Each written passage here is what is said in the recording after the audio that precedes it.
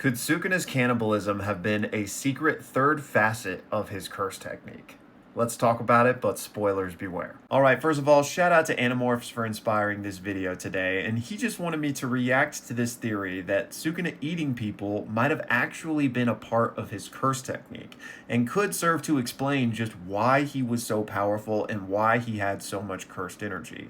And I can actually do you one better than reacting to this curse technique, because this was one of my theories from back in the day, so I loved this. And so I'll quickly go over like kind of the tenets of at least where I was coming from with this, which is also what Animorphs is saying, and then kind of explain why I don't really think it's the case, but it still kind of could be. It's kind of a headcanon situation. So the long and the short of it is that for the majority of JJK, Sukuna's curse technique was somewhat of a mystery, right? Ever since we got that first use of the fire arrow in Shibuya with the black box, the censoring of what he was actually doing, people have speculated, myself included. And like I said, I've actually put out a couple of different videos where I talk about this idea, so at least on YouTube, I'll try to link the relevant ones here for anybody who wants to go back and like watch my original theory crafting on this subject.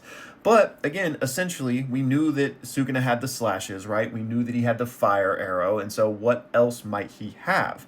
And one of Sukuna's most prominent character traits is the fact that he loves to eat, right? His cannibalism. We never get to see this on screen, but it's one of the things Gege like always talks about. As you can see here in the Jujutsu Kaisen fan book, what is Sukuna's pleasure?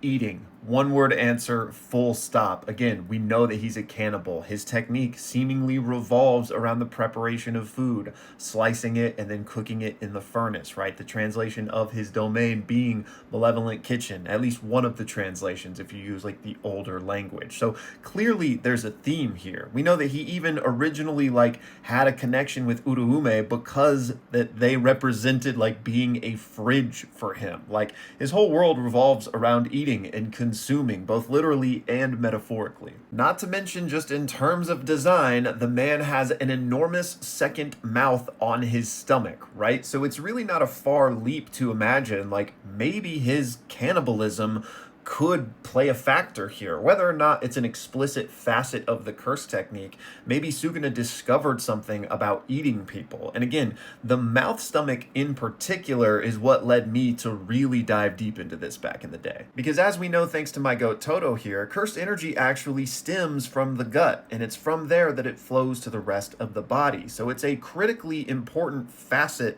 to this entire cursed energy system, right? And again, Sukuna happens to have a mouth right there. So my thought process back in the day was perhaps Sukuna was straight up eating folks with this gut mouth, and by some facet of his curse technique or some just deep understanding of jujutsu that he had, he was able to consume their life force and derive a part of it for himself, which could explain why he has so much cursed energy. Sukuna had twice as much as Yuta Okkotsu, who had more than anyone else, right? He is an anomaly in that regard. So it would make sense that maybe he was adding on to his natural pool by consuming others. And this goes deeper because there was actually a lot of precedent in JJK to point towards something like this, namely Yuji and Rika, right? Two characters who have a lot of ties to Sukuna. Yuji in very direct ways, but Rika in more metaphorical ways, right? The queen of curses compared to Sukuna's king of curses.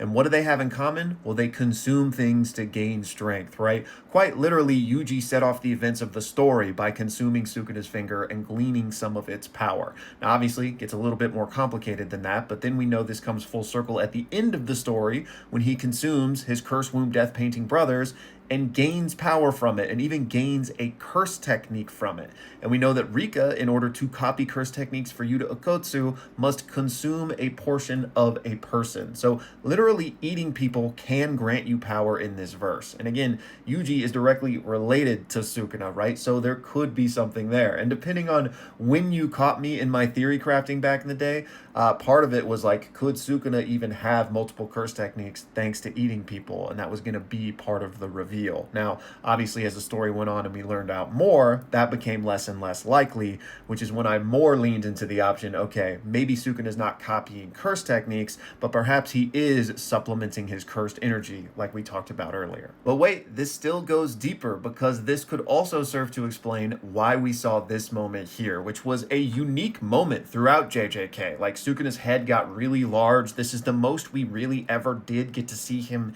eat anyone, even though he really didn't here. But this could serve to explain why this happened, because perhaps Sukuna ate a piece of Angel in order to weaken her against him. Now, what do I mean by that? Well, Jacob's Ladder represented one of the single greatest threats to Sukuna, because it destroys evil and can negate Jujutsu, right? And Sukuna's existence as a cursed object made him incredibly weak against that thing, which we see. This is why it was one of the main tenets of their strategy against him. I mean, they hit this man with like half a dozen Jacob's Ladders. And I remember talking about this theory back in the day when these chapters came out, because people were wondering, like, hey, wait, Jacob's Ladder, isn't that supposed to be lethal to Sukuna? Why does he keep surviving these? And so what I speculated back then, and how this plays into this theory, is that Sukuna eating Angel might have exposed him to her cursed energy. He might have consumed it and added it onto his own, at least in some small fraction, and that might have made him more durable against that technique, because we know,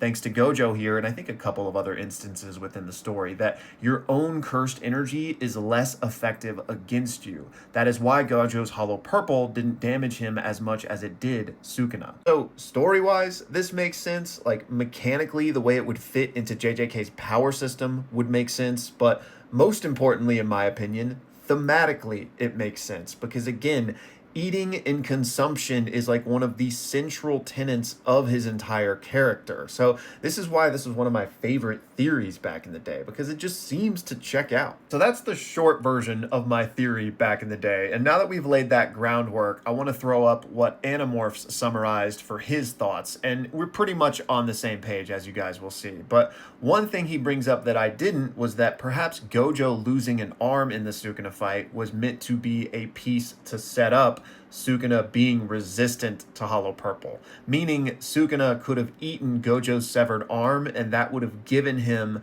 a bit of durability against Gojo's cursed energy, which would explain why he was able to survive that impromptu Hollow Purple. And I do think that's a nice puzzle piece that fits with the rest of this theory. But the reason I said at the beginning of this video that I don't really think this is the case, but could still be a headcanon if you want, is because we don't actually see a spotlight shined on this concept. And I think we would have if it was Gege's intention. I just think that if this was the case, we would have seen it, right? We would have had a big climactic moment where we actually got to see Sukuna eat someone, and then perhaps gotten, you know, some exposition or narration about what that process actually meant. It would have been revealed that that's why he has so much cursed energy, because he's been eating people, or that's why he was resistant to Jacob's Ladder, because he ate Hannah. Like, I think he would have been a little bit more direct if that was the intention we were supposed to walk away from. So like I mentioned at the beginning of the video, it could still serve as a headcanon, because there's nothing really directly in the story that proves it to not be the case. And again, there's so much evidence where it would make sense for so many different reasons that it is fun to think about, which is why I loved this theory back in the day.